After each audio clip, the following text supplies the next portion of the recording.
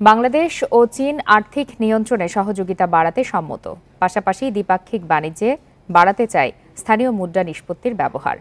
প্রধানমন্ত্রীর চীন সফর শেষে যৌথ বিবৃতিতে একথা জানানো হয়েছে। এতে সরকারের পক্ষ থেকে চীনা ব্যাংকগুলোকে বাংলাদেশে শাখা স্থাপনের জন্য স্বাগত জানানো হয়েছে।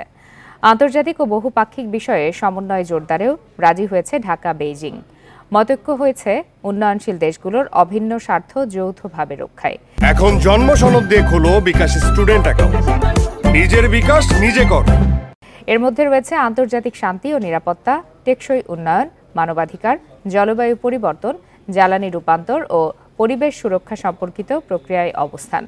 পাশাপাশি এসব বিষয়ে আরও সমন্বয় ও বৃহত্তর ঐক্যমত্য গড়ে তুলতে জোর দেওয়া হয়েছে।